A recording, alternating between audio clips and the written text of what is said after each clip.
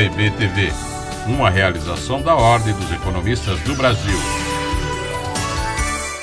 Colega economista, prezada telespectadora, prezado telespectador, é um prazer estar com vocês mais uma vez aqui na TV da Ordem dos Economistas do Brasil.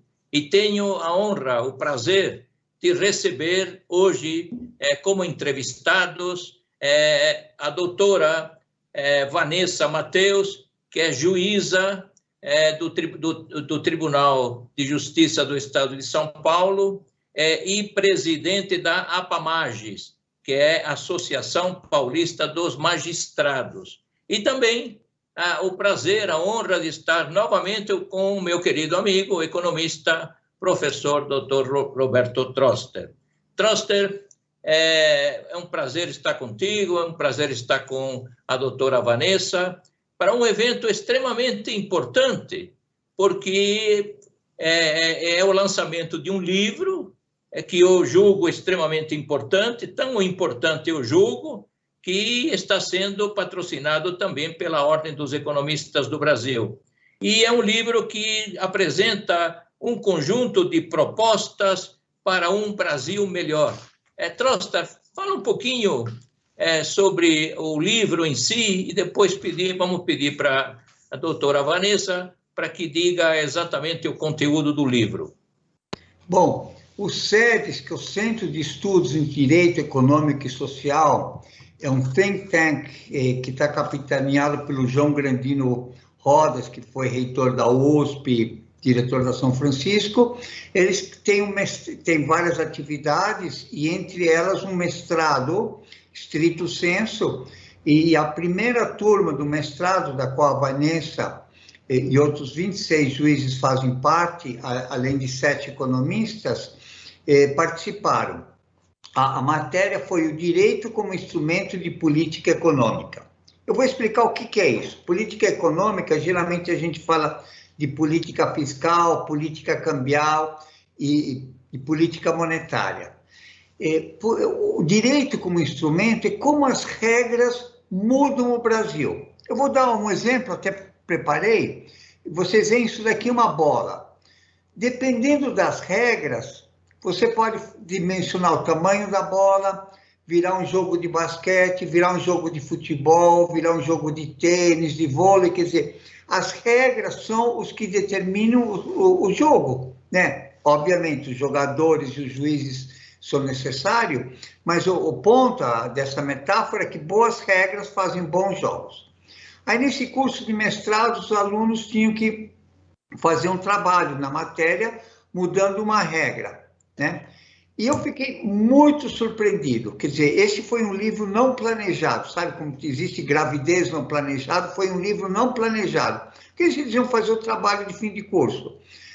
Aí o nível do trabalho veio cada vez melhor, cada vez me surpreendeu muito a capacidade. E quando você como professor sabe, quando os alunos são bons, você pisa no acelerador. Eu mandei ver, comecei, sabe, o que ia ser uma coisa assim, eu fui subindo a exigência. E aí saiu o livro, saiu muito bom, propostas muito interessantes. Eu vou passar a mão para a doutora Vanessa, que ela foi, além de ser uma das melhores alunas do curso, assim, muito boa aluna, ela pode explicar um pouquinho mais da ótica dos alunos, o que foi, e ela mesma tem uma proposta, e só analisando a proposta dela dá para ver o que foi o livro. Doutora Vanessa, you have the floor. Doutora Vanessa, é um prazer tê-la conosco aqui na Ordem dos Economistas do Brasil. É um tema tão interessante, extremamente importante. É uma ligação entre o direito e a economia. Na essência, o livro trata de políticas públicas aplicadas à sociedade brasileira. Muito obrigada por me receber aqui, professor Manolo, ainda mais em companhia do professor Troster, que é um professor muito querido de todos nós. Para mim é uma honra vir falar aqui na Ordem dos Economistas do Brasil, na casa de vocês. Eu sou do direito, eu sou magistrada, como o senhor falou agora no início. Então, para mim é uma novidade, estar aqui é uma novidade que me foi proporcionada por essa visão da economia que o professor Troster nos trouxe a todos. é uma turma de mestrado em Direito, mas em Direito visando justiça e os impactos da justiça na economia. Então, a gente é um estudo do direito, eu não posso nem dizer novo, porque não é necessário novo, mas muito em voga atualmente, que é o afastamento um pouco da dogmática pura, da dogmática jurídica pura, e a análise, o seu intercâmbio com outros ramos e principalmente da economia. A gente não pode mais tomar, é uma turma formada por magistrados e advogados, e a gente não pode mais tomar decisões no campo do direito sem atentar para os impactos econômicos dessa decisão. A gente não pode mais se afastar da realidade. Então, a gente tem hoje decisões que se referem à compra de vacinas, a isolamento, a internação, vaga em SUS, e tudo isso tem impactos no ramo do poder público, nas esferas do poder público, e isso deve ser pensado pelos operadores do direito. Então, o que se propõe nesse livro, cada capítulo se refere a uma proposta de alteração de alguma regra de política pública no campo do direito civil, no campo do direito penal, no campo do direito previdenciário, mas que gere um impacto econômico positivo para a sociedade. Então, a gente tem proposta sobre tribunal do júri, a gente tem proposta sobre audiência virtual, a gente tem proposta sobre drogas, sobre tributação de drogas, tem proposta sobre tributação de robôs, enfim, a gente nem conseguiria aqui no tempo do programa citar uma a uma. E, obviamente, com muita vaidade falo da minha, porque aqui estou a convite do professor para falar sobre isso, que é uma regra de regime previdenciário, que prevê, segundo os cálculos, num período de 20 anos, de 2 décadas, que é relativamente curto para uma proposta política, uma economia de 20 bilhões de reais. Porque hoje a gente tem sistema previdenciário, não é todo mundo que sabe disso, professor Manolo. Hoje, no serviço público, ninguém que entra mais no serviço público recebe aposentadoria integral. As aposentadorias no serviço público são limitadas ao teto do INSS. Mas a gente tem os funcionários antigos, que poderiam receber acima do teto. Contribuem com um valor acima do teto e recebem acima do teto. A proposta que a gente faz é uma regulamentação que já existe no Serviço Público Federal, que a gente traz aqui para São Paulo, que é regulamentar a possibilidade de migração, ou seja, de você tirar os funcionários que estão no regime antigo, no serviço público, e que ganham acima do teto do INSS, e permitir que eles migrem voluntariamente para o regime novo, ou seja, limitado ao teto do INSS. Isso traz um desencaixe para o Estado imediato, porque você tem uma queda de arrecadação, mas a médio prazo, ao longo de 6 anos aproximadamente, essa curva é invertida e você passa a ter uma economia muito maior do que o desencaixe. E você passa a ter uma economia para os cofres públicos bem considerável. Então, o que a gente faz é uma proposta de projeto de lei para alteração, para a possibilidade dessa migração de regime público. Bem interessante. Bem interessante essa proposta. E imagino que nela deve haver um conjunto de compensações, porque eu sou servidor público, já aposentado, da Universidade de São Paulo. Continuo lecionando na categoria de professor sênior de maneira voluntária, né? Porque simplesmente é o coração que diz, olha, continua dando aulas, né? E é claro que quando me aposentei, já me aposentei com o valor, como inativo, eu levei o último valor que eu tinha como ativo, né? Porque eu ingressei no serviço público em 1970, oficialmente em 1972, voluntariamente em 71. Tem alguns anos de serviço público. E uma coisa que sempre colocamos na questão dos servidores públicos é que não temos direito ao Fundo de Garantia por Tempo de Serviço. Não temos direitos ao PIS, não temos direito ao PASEP. É uma vergonha falar que temos direito ao PASEP, porque depois de quase 50 anos de fé, acabei recebendo 2.000 e tantos reais de PASEP. Mas existe, nessa proposta, temos alguma compensação, ou seja, devemos ter alguns colegas aí, ou alguns servidores públicos que estão nos ouvindo, e nessa passagem do regime velho para o novo, qual seria o incentivo para o servidor adotá-lo? Na verdade, o que existe é uma possibilidade de cálculo que leve em conta todas as contribuições que foram feitas anteriormente. Então, tudo aquilo que o servidor contribuiu até a data da migração, ele entra para se formar um cálculo para complementar a aposentadoria no final. É um cálculo que chama benefício especial compensatório. Esses valores que foram recolhidos e não foram utilizados, eles vão servir para fazer um cálculo. Caso a pessoa se aposente no serviço público, ela recebe uma complementação com base naquilo que ela recolheu. Então, quem recolheu durante 5 anos tem um cálculo baseado nesses 5 anos. Quem recolheu sobre 20 anos tem um cálculo baseado nesses 20 anos. E, obviamente, essa migração, ela é facultativa, ela é opcional, é uma opção do servidor. Mas isso tem se mostrado vantajoso, tanto para o Estado, porque ele tira do seu rol de aposentadorias as maiores aposentadorias, então gerando um equilíbrio no sistema previdenciário, mas isso também é vantajoso para o servidor, porque o servidor que ainda tem muitos anos para se aposentar, ele quer diminuir o vínculo dele com o Estado. Porque uma coisa que as pessoas não sabem, professor Manolo, que eu acho importante a gente falar, é o seguinte: o serviço público, o servidor público, paga a aposentadoria, paga a contribuição previdenciária até a morte. Na iniciativa privada, não. Na iniciativa privada, o trabalhador quando ele se aposenta, ele para de contribuir para a Previdência. O servidor público, não. Ele continua recolhendo até a morte. E, além disso, na iniciativa privada, as pessoas recolhem proporcional àquilo que elas vão receber, ou seja, o máximo de recolhimento é aproximadamente 600, 700 reais. No serviço público, não. O recolhimento é proporcional aos recebimentos futuros. Então, a gente tem gente pagando 4, 5, 6 mil reais de previdência. Então, você diminuindo o vínculo com o Estado, você diminui os recolhimentos previdenciários, você diminui as incertezas para o futuro, porque hoje a gente não sabe se o Estado vai ter condições, a longo prazo, de continuar arcando com as aposentadorias dos servidores atuais. Então, quanto mais a gente diminuir o vínculo dos servidores com o Estado, melhor para o Estado, melhor para o servidor, melhor para a população, melhor para todo mundo.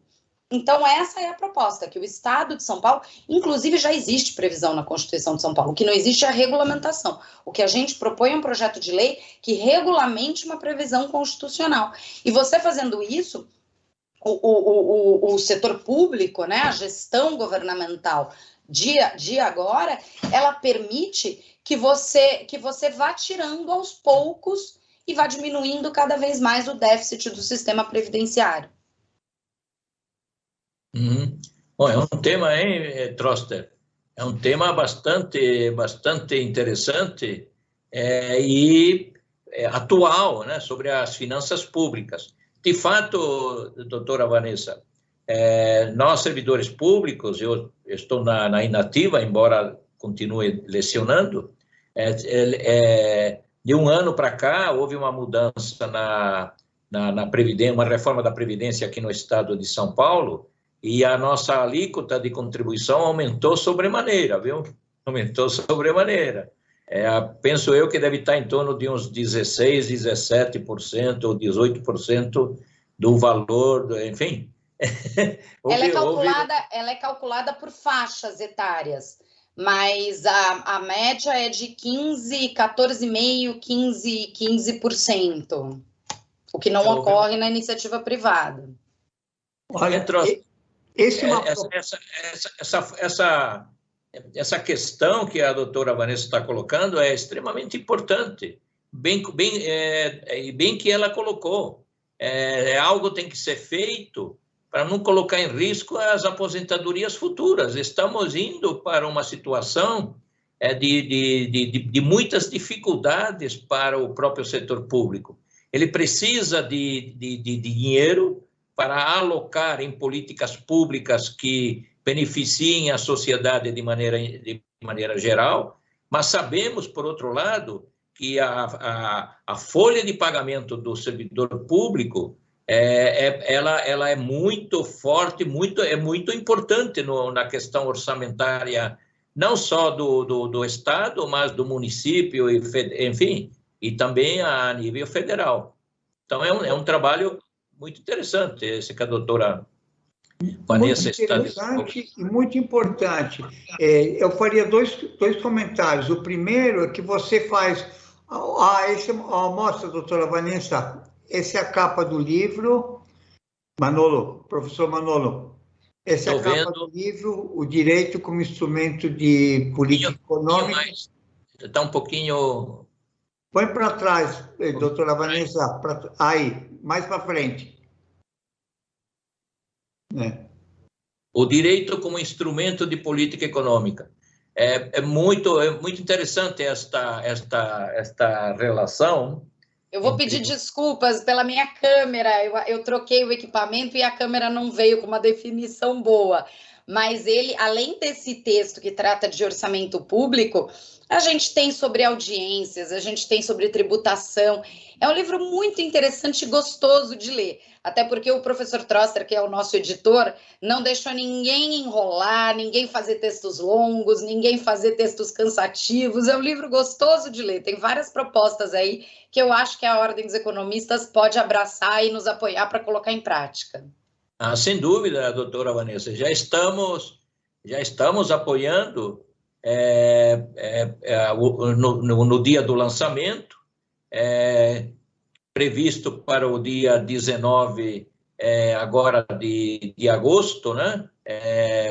E conte conosco. Até porque nós aqui da Ordem dos Economistas do Brasil estamos empenhados em trabalhar, em analisar, em discutir um conjunto de temas extremamente relevantes do ponto de vista social. Por exemplo, a título apenas de exemplo, participamos como Ordem dos Economistas, participamos ativamente, junto com a professora doutora Cláudia Lima Marques, sobre a lei do superendividamento. Acabamos fazendo alguns pareceres, estamos agora calculando qual seria o nível mínimo de existencial, estamos ajudando os PROCONs, principalmente o PROCON de São Paulo, o IDEC, e estamos em vários temas sociais também muito interessantes, que nesse momento estamos para analisar a questão fundiária, porque houve uma decisão extremamente importante do Superior Tribunal de Justiça com relação às questões relacionadas com o uso capião urbano de uma área lá extremamente importante em Brasília. Faço parte, junto com alguns magistrados, diga-se de passagem, e também com o Dr. Ricardo Sayeg, do Instituto do Capitalismo Humanista, estamos nessa questão social. Afinal de contas, nosso querido professor Troster sabe que a ordem econômica no Brasil ela está fundada na valorização do trabalho humano e na dignidade da pessoa humana. E é claro também nas questões da concorrência, defesa do meio ambiente, enfim, o artigo 170 da Constituição, o artigo 1º da Constituição, o artigo 3º e o artigo 5º, são artigos extremamente importantes do ponto de vista das políticas públicas que podem ser adotadas em benefício de uma parcela bastante significativa da população. Mas eu estou falando demais, é você que tem que falar, Troster. Me diz aí algum outro artigo Você chegou a escrever algo, Troster, ou só orientou? Eu também cheguei a escrever, mas só complementando o que a doutora Vanessa colocou, é muito bom porque você mudando a lei, você ajuda o funcionário público, você ajuda o Estado brasileiro, você consegue ajudar as duas partes por um problema de falta de sincronização. Quer dizer, a lei que foi boa no primeiro momento, quando você tinha muitas pessoas trabalhando e poucas aposentadas, mudou e as perspectivas não são boas. Então, quanto antes você faz a mudança, melhor para o Estado, melhor para os funcionários.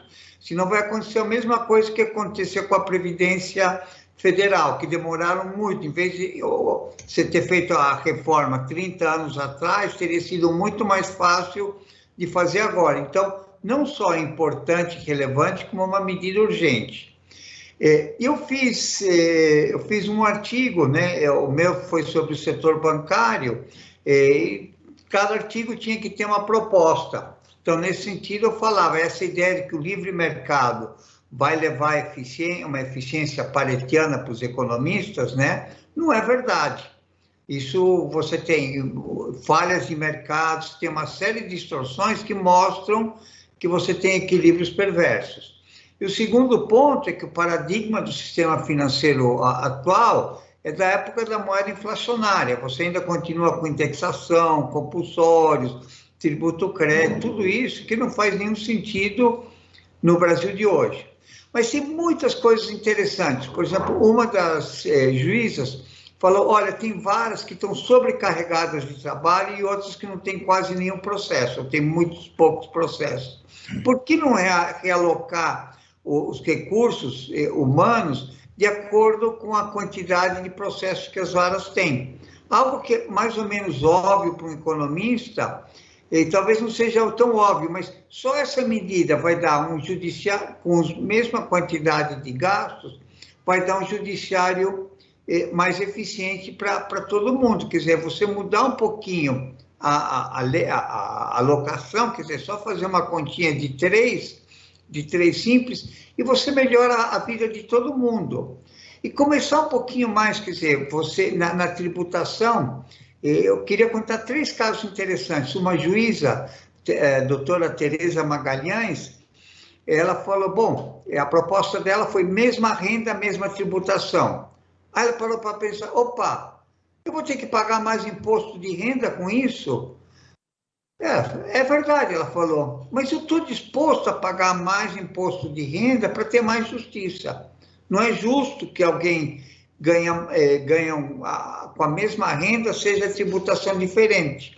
E isso que você está discutindo agora em Brasília, como é que faz a reforma do imposto de renda? Ela fala, é muito simples, mesma renda, mesma tributação. Você põe as alíquotas, todo mundo paga a mesma coisa. Hoje, um profissional liberal como eu paga muito menos imposto do que um assalariado. Isso não é justo. Está errado. Todo mundo, mesma renda, mesma tributação. O que é muito bom, né? Quer dizer, aí tem um promotor que fez parte do curso, o doutor Fernando, ele pegou e falou, olha, no tribunal do júri, muitas vezes são postergadas essas audiências, quer dizer, você mobiliza muita gente, cada audiência, ele é criminal, você mobiliza muita gente para cada sessão, aí falta um deles, aí você tem que postergar a sessão, você perde muito dinheiro. Não seria mais interessante fazer algumas dessas entrevistas virtuais à distância? Olha, isso resolveria muita coisa, algo que você não vê, mas assim, com a mesma quantidade, com menos recursos, você teria uma justiça mais rápida e mais eficiente. Então, a ideia é você começar a pensar o Brasil, será que essas regras estão certas? Por que será que, se mudando as regras, a gente não consegue resultados melhores? Não sei se a doutora Vanessa quer complementar. Não, é isso. É isso, são regras simples, são propostas de alteração legislativa simples que podem ser colocadas em prática de forma imediata e que geram efeitos econômicos positivos. Excelente, excelente. Eu vou pedir um segundinho para o nosso telespectador, nossa telespectadora e o nosso economista, e já retornamos. O que nos move nos transporta para o futuro. Dinamismo para acompanhar as evoluções tecnológicas e os novos modelos de negócios. Dinamismo para inovar. Se superar as expectativas é importante para você, é importante para nós também. Oferecemos soluções completas para potencializar o crescimento sustentável do seu negócio e projetá-lo para o futuro. Esteja onde estiver, conte com a gente. Colega economista, prezada telespectadora, prezado telespectador, é um prazer estar com vocês aqui na TV da Ordem dos Economistas do Brasil. E tenho a honra de dar as palavras finais para o professor Roberto Troster e, na sequência, para a doutora Vanessa Mateus. Professor Troster, suas considerações finais. Muito obrigado. E o trabalho foi tão bom que a gente agora está fazendo um outro trabalho sobre inadimplência. O Brasil tem mais de 60 milhões de cidadãos e 5 milhões de empresas. Como mudar algumas regras para que isso caia rapidamente? E esse grupo de trabalho está preparando um livro sobre isso, dos quais a doutora Vanessa já escreveu um artigo. Doutora Vanessa, a senhora tem you have the floor. É verdade, vai sair um outro livro e mais uma vez ligado à economia, para onde somos trazidos graças à paixão do professor Troster. Quanto ao primeiro livro, e aliás, já pegando o gancho do segundo, eu não queria deixar de agradecer as minhas colegas, também magistradas, Carolina Nabarro Munhoz Rossi e a Valéria Lagrasta, que foram as duas coeditoras do livro, que tiveram uma paciência, leram todos os artigos, editaram, formataram, foram fundamentais para que esses dois trabalhos pudessem ser publicados. Então, agradeço as duas, agradeço ao professor Troster, agradeço à Ordem dos Economistas do Brasil por nos receber aqui, nos dar esse espaço para discussão de ideias e estamos sempre à disposição. Muito obrigada. Bom, eu que agradeço, em nome da Ordem dos Economistas do Brasil, a senhora, a doutora Vanessa Mateus e ao professor Roberto Troster. E a você, meu caro telespectador, minha cara telespectadora, prezado economista, até o próximo programa. OIB TV, uma realização da Ordem dos Economistas do Brasil.